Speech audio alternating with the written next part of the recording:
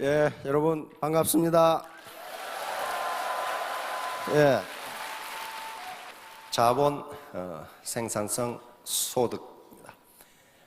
Capital, Productivity and Income. 내 주머니 사정을 나타내는 이게 전부입니다. 자본, 생산성, 그리고 내 소득. 만약에 내 소득이 지금 불만스럽다면은 앞에 생산성이 불만스러운 거고, 그러면 내가 자본이 없다는 걸 나타냅니다. 자, 지금부터 계속적으로 제가 강의를 할 텐데요, 시리즈로. 모든 강의 또는 모든 이론, 모든 학문에는 실증적 분석 또는 실증적 이론, 그걸 파지티브 시어리라고 합니다. 실증적 이론이 있고 규범적 이론이 있습니다. 또는 규범적 분석 또는 규범적 진술이 있어요.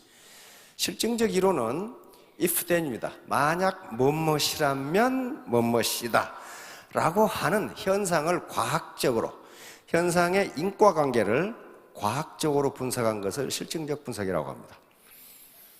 예를 들면 내가 생산성이 높으면 임금이 높다.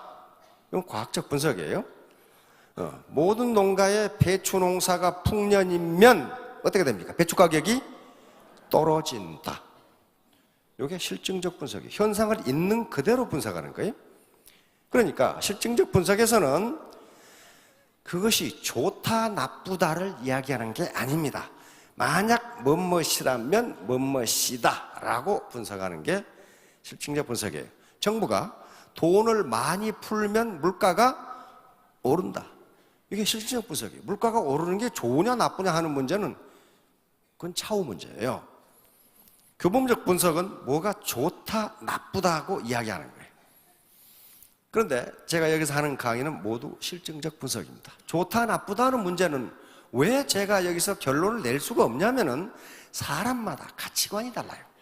가치관이 달라. 그래서 어떤 사람은 어떤 현상이 좋다고 이야기하는데 어떤 사람은 어떤 현상이 나쁘다고 얘기하니까 일방적으로 이 강의하는 사람이 좋다 나쁘다 얘기할 수 없어요.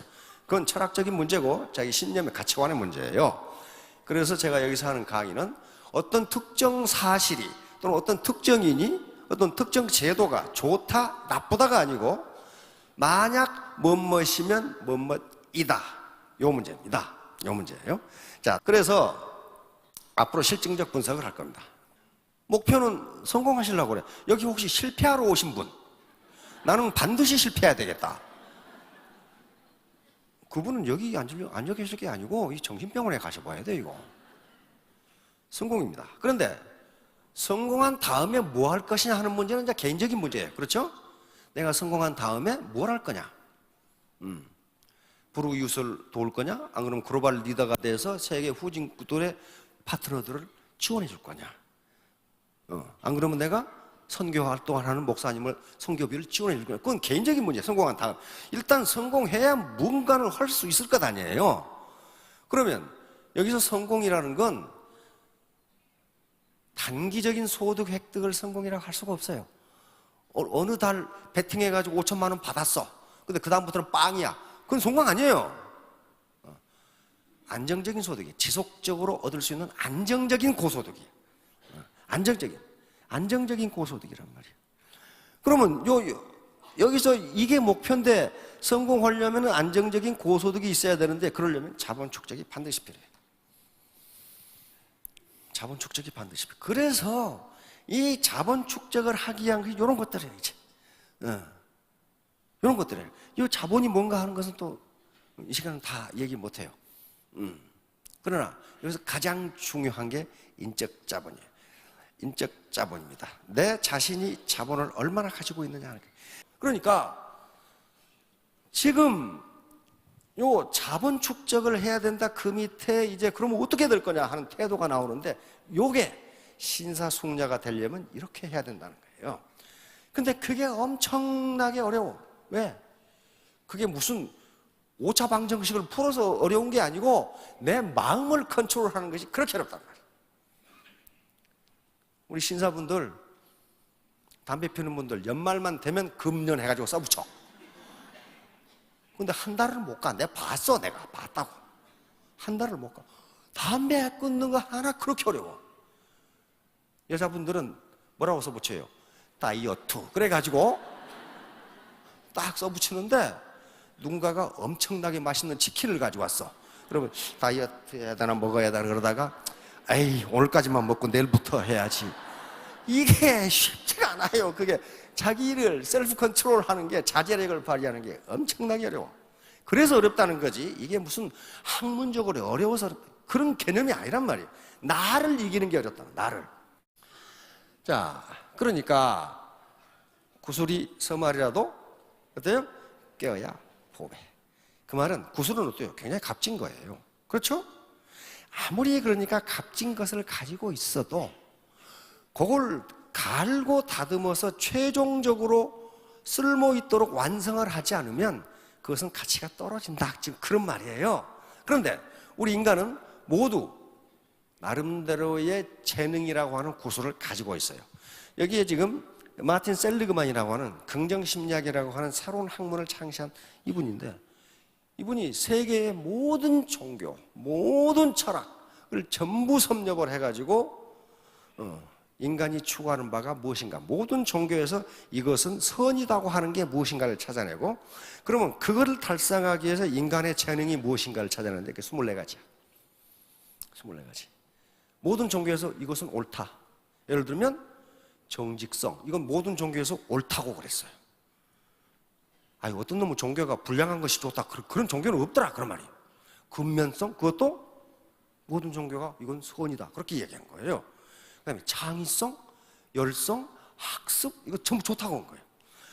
그런데 이 양반이 인간을 연구를 해보니까 이 모든 인간은 종류가 다른데 적어도 3개 내지 4개의 자기 강점 특성을 가지고 있다는 거야. 자기가 모를 뿐이에요. 모를 뿐이에요. 그러니까 전부 다 모든 인간은 이러한 재능, 자기만의 강점이라고 하는 이 구술을 가지고 있다는 거예요. 문제는 어때요? 이걸 어떻게 갈고 닦아서 목걸이를 만들 것이냐 하는 거예요. 안 그러면 귀걸이를 만들 것이냐, 팔찌를 만들 것이냐. 이거 구슬 하나하나 굴러다녀가지고는 목걸이도 아무도 못 만들어요. 바로 그래서 자꾸 여기 시스템에 참 우리 스타나 로얄 마스터 분들이 환영사를 하면서 내 능력으로 된 게 아니고 3년간 부지런히 쫓아다녔더니 3년 만에 로얄 리더스 클럽, 그 다음에 4년 만에 로얄 클럽이 들어갔다. 이거 계속 세미나에서 인터랙션, 상호작용을 통해서 계속 구슬을 제공해 주는 거예요. 그럼 구슬을 어떻게 이길 것이냐? 그것도 물어보면 돼, 물어보면 돼요, 물어보는 것이 최선이에요. 아는 체 하면 돼. 아주 반팽이처럼 생긴 사람도 엄청난 능력을 갖고 있는 수가 있다는 거예요. 당신이 해결 못하는 그걸 가지고 있다. 공자도 해결 못하는 그걸 가지고 있다는 거예요. 이 안학내가. 그러니까 요게 구술이에요. 요게 지금 파트너가 100명 있는데 아주 꼴보기 싫은 사람이 있어. 그렇죠? 만나면 밥맛이 막 떨어지는 사람이 있어. 근데 그 사람도 뭔가 재주가 있는 사람이야. 몰라서 그렇지. 자기도 모르는 수도 있어요. 자기도 모르는 수. 그걸 상호작용을 통해서 일깨워주면 시너지 효과가 나옵니다. 그러면 3년 만에 아까 우리 테스트머니 한 문처럼, 한영사 하는 문처럼 리더스 클럽에 들어갈 수가 있어요. 다 들어간다는 거 아닙니다. 왜? 개인 사정이 있어요. 어떤 분은 사람이 많이 사는 도시에 사는 분도 있고, 또 자기 집이 시골인 분도 있고, 또 이 가정 문제, 다시 말하면 자기가 여러 시부모라든가 모시고 있는 분도 있고 활동이 좀 어렵죠. 그리고 자기 건강상의 문제 등등이 있기 때문에 그 기간이 어느 정도 걸린다 하는 것은 그건 철칙이 없어요. 자기 사정에 따라서 꾸준하게 하면은 포기하지만 않으면 언젠가는 성공합니다. 언젠가는 성공해요. 단지 성급하게 하면은 안 돼요. 성급하게. 이게 지금 요즘 티코 없지? 모닝, 이게 예를 들면 1시간에 100km 달린다고 합시다. 그러면 그 모닝을 가지고는 100km를 달려야 됩니다. 그래 정상이에요. 그런데 바빠, 150km 달려. 그럼 어떻게 돼요? 그 차 고장 나버려요. 그러니까 여기서 차는 뭘 상징하냐면 내가 가지고 있는 현재 인적 자본, 축적된 자본, 그리고 지식과 지혜가 어느 정도인가요? 계속 여기서 인터랙션, 상호작용을 통해서 시스템에 참여해서 이게 늘려가면은 나중에 에쿠스가 된단 말이에요. 에쿠스가 되면 어때요? 로알이 되는 거예요. 그래야지 급하게 간다고 되는 일 아니란 말이에요, 지금. 자, 우리가 사는 세상, 이게 자본주의 시장 경제예요. 자본주의 시장 경제. 그러면 자본주의 시장 경제, 요건 자본주의 시장 경제가 됐건 사회주의 계획 경제가 됐건, 안 그러면 자본주의 통제 경제가 됐건 사회주의 통제 경제가 됐건, 또는 민주사회주의 경제가 됐건 사회민주주의 경제가 됐건, 어떤 경제든지 세 가지 문제를 해결하기 위해서 이 시스템, 체제라고 하는 것을 만듭니다. 체제. 우리가 선택한 체제는 자본주의 시장경제 체제예요. 북한이 선택한 체제는 사회주의 계획경제 체제입니다. 옛날 군국주의 독일이나 일본이 선택했던 체제는 자본주의 통제경제 체제예요. 그러니까 이 체제를 만드는 것은, 어떤 시스템을 만드는 것은 뭔가 인간이 필요한 어떤 문제를 해결하기 위해서, 다시 말하면 어떤 시스템이 가장 그 문제를 효과적으로 해결하느냐 하는 결론이 시스템입니다. 체제예요. 그런데 인간이 직면하는 문제는 세 가지입니다. 하나는 무엇을 얼마나 생산할 거냐. 무엇을 얼마나 생산할 거냐. 오신 분들 보니까 옷이 하나도 같은 분이 없어. 신발도 다 달라. 그러면 이 옷을 얼마나 생산할 거냐. 이 컬러가 아주 구구각각인데 이 컬러를 몇 개를 만들 거냐. 무엇을 얼마나 생산할 거냐. 내가 지금 10,000평의 땅을 가지고 있는데 이 땅에서 무엇을 얼마나 생산할 거냐. 이게 문제예요. 두 번째 문제는 어떻게 생산할 거냐. 어떻게. 이 옷을 만드는데 물감을 뭘 쓰고, 그 다음에 실은 뭘 쓰고, 기계를 쓸 것이냐, 사람을 몇 명 쓸 것이냐. 어떻게 생산할 것이냐. 세 번째는 누구를 위해 생산할 거냐. 다시 말하면 분배 문제입니다. 분배 문제. 누구에게 분배할 거냐. 누구에게. 이 세 가지 문제를 해결하기 위해서 경제 체제라는 문제가 생깁니다. 우리가 선택한 자본주의 시장경제 체제는 이 문제를 누가 해결해? 누가? 시장이 해결합니다. 시장. 그래서 시장경제라고 그래요. 시장이 해결해. 아가씨가 지금 이 골든텍스, 옛날에 골든텍스라고 있었어. 직물공장 사장이에요. 뭘 얼마나 어떻게 생산할까 하는 것은 시장에서 무엇이 좋은 가격에 잘 팔리는가, 그것 가지고 결정해. 국민을 위해서 생산한다? 말도 안 되는 소리예요. 국민을. 아니, 농부가 지금 밭에다가 무를 심을까, 고구마를 심을까, 감자를 심을까, 과수원을 할까? 국가와 민족을 위해서 결정합니까, 그거? 안 그래요. 뭘 심는 게 나에게 가장 이익인가를 가지고 결정한다고요. 그걸 누가 가르쳐줘? 시장이 가르쳐줘. 시장이 가르쳐줘. 그래서 시장경제라고 그래요. 그걸 자본주의라고 그래요. 시장이 해결해, 시장이.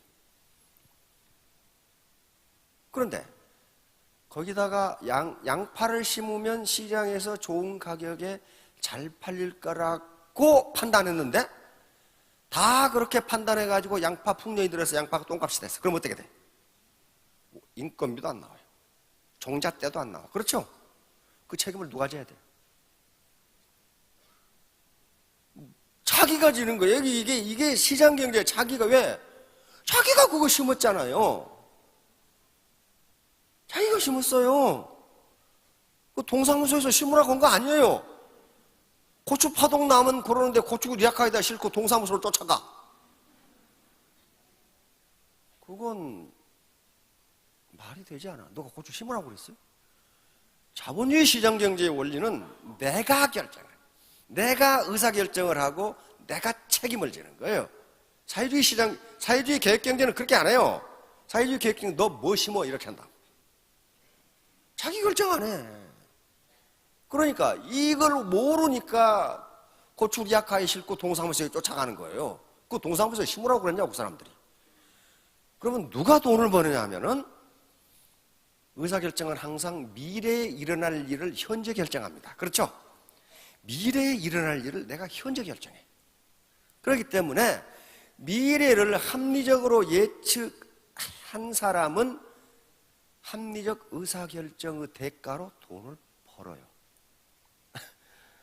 그걸 멍청하게 옛날 생각만 하고 그걸 한 사람은 돈을 못 벌어요. 그러니까 우리 어제 손탁희 본부장께서 시대의 흐름을 읽지 못하면 고달프기만 하지 돈을 못 번다 그 말이에요. 그 말이에요. 항상 의사결정은 미래에 일어날 일을 지금 결정한단 말이에요. 내가 무슨 대학을 갈 것이냐, 무슨 사업을 할 것이냐 라고 결정하는 것도 지금 결정하는데 결과는 나중에 나와. 그렇죠? 그러면 그 결과에 대해서도 자기가 책임을 지는 게 자본주의 시장경제. 아무도 책임 안 져줘. 아무도 책임 안 져. 그게 자본주의 시장경제. 그러니까 이것을 아담 스미스는 보이지 않는 손이라고 그랬어요. 자본주의 시장경제를 움직이는 힘은 보이지 않는 손입니다. 보이지 않는 손, 인비지블 핸드라고 그래요.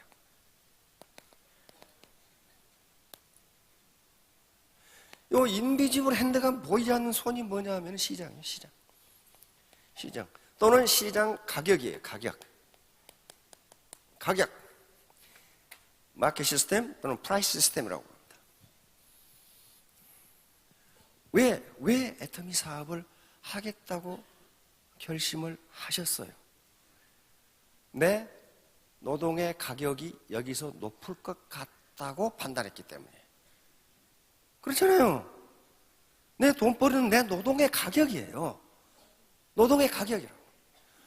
왜 의과대학, 한의과대학, 그 다음에 법과대학이 그렇게 경쟁이 세요?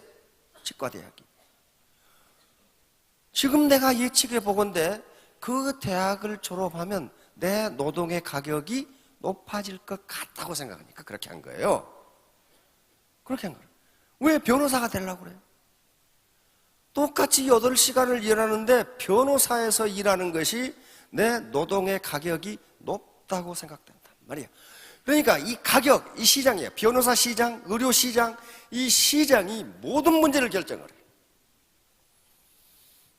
근데 가끔 시장이 실패를 하니까 정부가 보이는 손으로, 정부를 보이는 손이라고 합니다. 이 비즈블 핸들.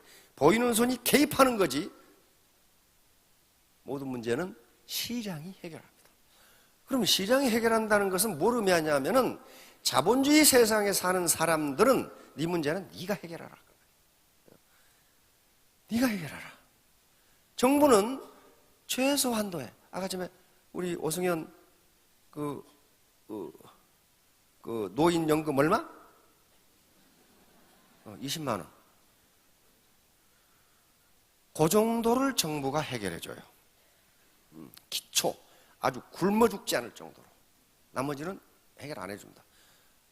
왜? 정부가 해결하기 싫어서 안 하는 것이 아니라 그걸 해결하려면 뭘 해야 돼요? 네? 뭘 해야 돼? 오른쪽에 또 엄청 이쁜 아가씨 하나 앉아요. 그걸 하려면 어떻게 해야 돼? 정부가 그걸 해주려면 어떻게 해야 되냐고요? 세금 걷어야 돼, 세금. 세금 걷어야 돼. 세금을 많이 걷어야 돼요. 누구한테? 막연하게 국민 그러지 마시고 근로세대에게 걷어야 돼. 근로세대에게. 젊은 사람들한테 직장생활하는 근로세대에게 세금을 걷어서 노인에게 이전해야 돼. 그걸 이전소득이라고 해요. 트랜스퍼 인컴이라고. 이전소득을 해줘야 되는데 만약에 지금 젊은이가 일하고 있는데 월급 500만 원 받는데 세금을 250만 원 뜯어가 버려. 그러면 어떻게 되나? 근로의욕이 떨어져요. 그렇죠? 죽으라고 일했는데 들어오는 게 별로 없어. 근로의욕이 떨어지면 어떻게 됩니까? 경제 활성화가 안 돼요. 그렇죠? 그러면 국가 전체적인 세금이 떨어져. 그러니까 이러지도 저러지도 못해.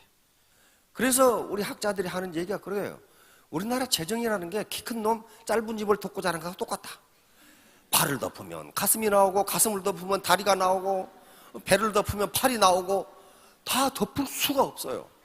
다 덮으려면은 지금 현재 근로 세대에게 세금을 엄청나게 매겨야 돼. 엄청나게 매겨야 돼. 그리고 기업가들에게 세금을 몽땅 매겨야 돼. 그러면 중과를 해버리면 그건 아주 기본 경제 이론입니다. 근로의욕이 떨어진다 이렇게 돼 있어요. 죽어라고 일했더니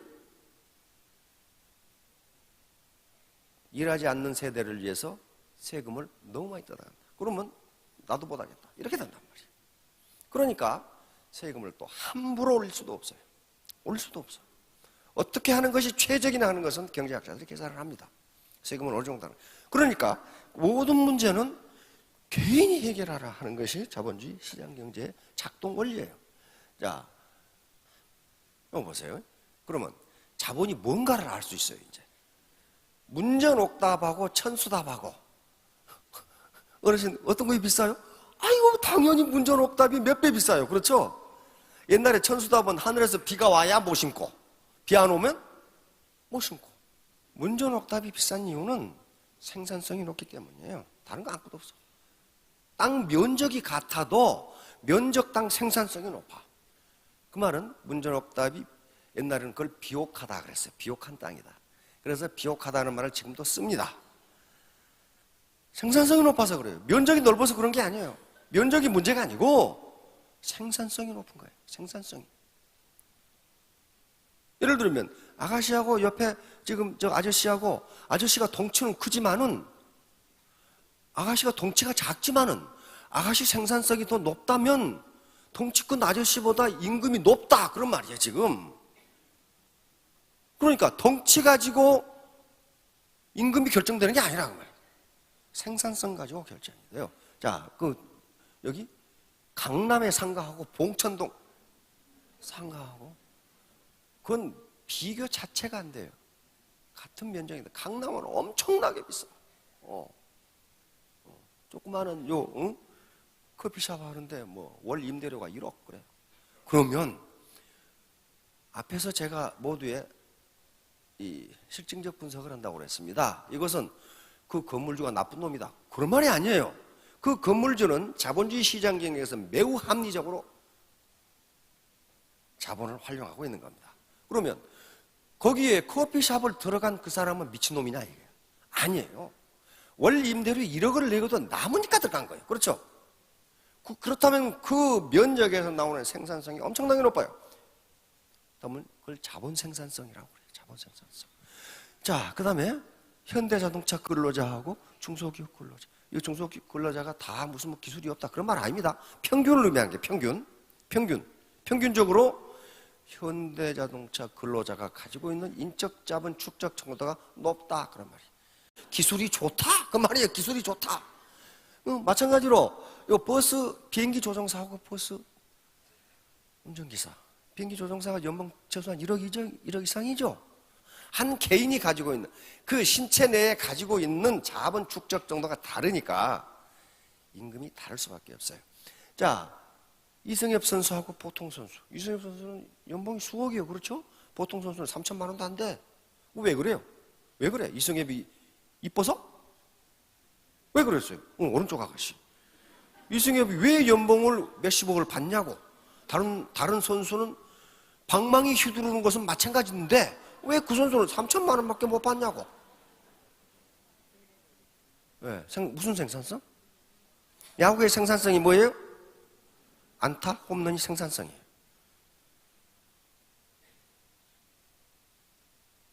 구회 말 투아웃에 풀베이스에 삼성이 4대3으로 지고 있어. 그런데 이승엽이 방망이를 휘둘며 나와. 그럼 어때요? 누가 뭔 말을 해도 눈이 텔레비전 속으로 들어가죠? 근데 다른 맨 스트라이크 아웃이라 되는 선수가 나와봐요. 그럼 어떻게 해요? 에이, 저 따쳤어. 이렇게 가. 다시 말하면 이승엽의 생산성이 높기 때문에 연봉이 높아요. 삼성이 그냥 이뻐서 주는 게 아니에요. 생산성입니다. 자, 여기 보세요. 이 사람하고 이 사람하고 누가 편해? 우리 어르신들은 벼 봤을 거예요. 벼 베고 못 씹는 게 허리가 부러지려고 그래요. 그렇죠? 그런데 요 트랙터 운전수는 담배 펴가면서 운전해 이거. 훨씬 편해. 그런데 일은 트랙터가 200배를 한답니다. 200배. 그러면 이 사람이 고생은 훨씬 더 하고 훨씬 힘드는데 보수는 누가 많이 받아? 편하게 일하는 트랙터 운전수가 더 받습니다. 더 받아요. 왜? 생산성이 높으니까. 왜 생산성이 높은가요? 요 아저씨는 낫이라고 하는 자본과 결합해서 일을 해요. 이 아저씨는 트랙터라고 하는 자본과 결합해서 일을 해요. 그러면 어떤 자본이 자본 집약도가 높아요. 요게 높아요. 기술 집약도 또는 자본 장비율이라고 합니다. 한 노동자가 가지고 있는 자본의 양이 얼마냐 하는 거예요. 자본의 양이 얼마냐. 이 아저씨가 가지고 있는 자본의 양이 훨씬 커요. 그러니까 생산성이 높아지고 임금이 높아져요. 버스 운전수는 버스라고 하는 자본과 결합해서 일을 합니다. 요즘 시내버스 한 대 한 1억 뭐 얼마 하겠죠? 근데 비행기 조종사는 비행기와 결합해서 일을 해요. 그렇죠? 비행기 한 대는 이게 수백억 한단 말이에요. 그러니까 누가 자본 장비율이 높아요? 조종사가 높아요. 그러니까 생산성이 높고 임금이 높아요. 자, 바로 제도권 교육. 제도권 교육은 당신이 살아가는 데 있어서 기초적인 자본을 이렇게 무장하라고 가르쳐주는 게 제도권 교육입니다. 졸업하고 나서는 사회생활을 하면서는 역시 계속적인 자본 축적 기간이에요. 제도권 교육만 가지고 되지 않습니다. 예를 들면 우리 유명한 링컨 대통령 학교 어디 나왔어요? 대학 나왔습니까? 초등학교밖에 안 나왔어요. 세계적인 발명왕 에디슨 초등학교도 안 나왔어요. 초등학교 3개월 다녔어요. 대통령도 안 했는데 백악관에 사진이 걸려있는 벤저민 프랭클린, 그리고 미국 사람들이 또 세계인들이 가장 좋아하는 100불짜리 지폐에 들어있는 사람 있죠? 벤저민 프랭클린이요. 그 초등학교 졸업도 못했어. 집이 가난해가지고 구형제인가 뭐 그래가지고. 세계 최고 부자 앤드류 카네기 초등학교 4년 중퇴. 그런데 그 사람들이 무식했는지 안 그래요. 제도권 학교를 못 다녔지만 계속 도서관에 다니면서 공부를 했어요. 지금 서점에 가면 프랭클린 글쓰기 노트 있죠? 그거 못 봐요. 이렇게 비닐로 싸가지고 그 초등학교 4학년 다니고 겨우 졸업했나 그래. 그런데 지금도 프랭클린 글쓰기라는 게 전 세계적으로 다 팔려. 글을 어떻게 쓰는가 하는 게. 도서관 다니면서 공부를 했어. 도서관 다니면서. 링컨 대통령은 초등학교 졸업했는데 뭐가 됐습니까? 변호사가 됐어요. 변호사. 사법고시 학교에서 변호사가 됐다고. 도서관에서 공부 추가라고 했어요. 제도권 교육이 아니에요. 내가 한 거예요. 내가. 그래서 결국 미 합중국 대통령까지 됐고 미국에서 가장 존경받는 대통령 링컨이라고 하는 사람이 가장 많아요. 그러니까 제도권 교육에서만 자본 축적을 하는 것이 아니고 사회 나와서 지금 이런 게 지금 자본 축적 기간이에요. 그 하버드 대학이라는 데가 그 멍청이들이 다니는 학교가 아닙니다. 그거. 그래도 꽤 괜찮은 사람들이 다니는 학교예요. 그런데 하버드 대학 도서관 낙서에 이런 것이 있어요. 성공은 아무나 하는 것이 아니다.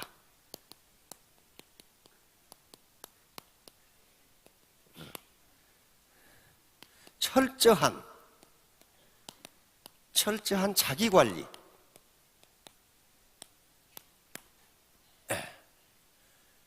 관리와 꾸준한 노력이 성공을 가져온다.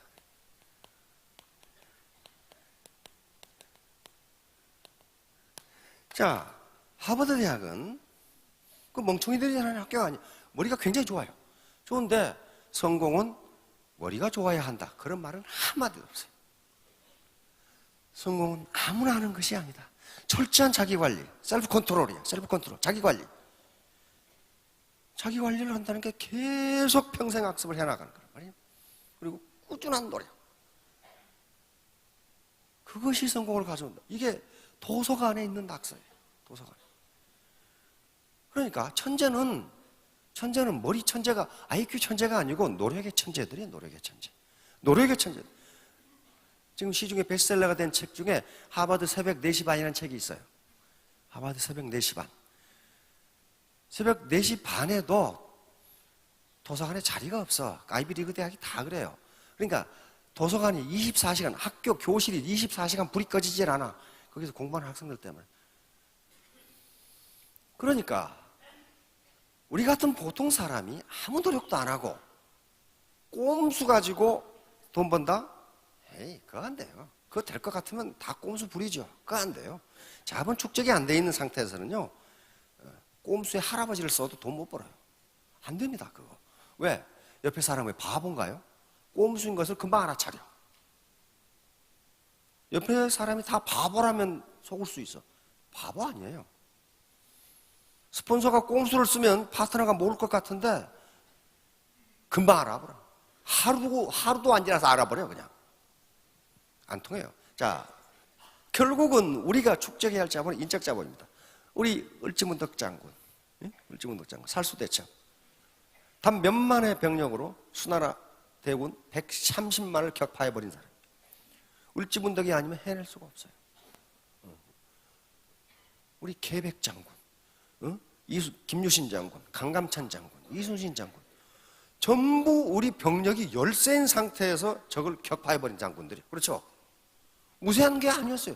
그러면 병력의 수가 열세인데 어떻게 그걸 격파했느냐? 그것은 이 우리 선조 장군님들이 가지고 있는 인적 자본이에요. 지식과 지혜, 그렇죠?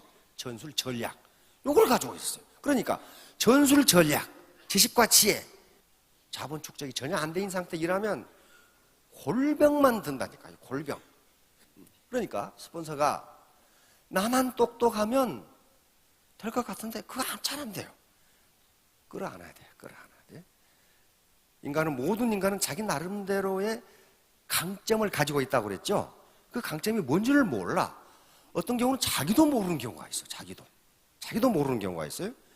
그래서 모든 스폰서를 끌어안고 바로 저기 휴수동에 손잡고 같이 가자. 아무리 눈보라가 쳐도 손잡고 같이 가면 살아남을 수 있다 하는 겁니다. 자, 시간이 다 됐기 때문에 다음 얘기가 좀 엄청나게 많은데 이것은 다음 원데이 때 계속 하기로 하고, 자, 3년 후 5년 후에 모두 스타마스터 로얄 마스터가 되시기 바랍니다. 네, 감사합니다.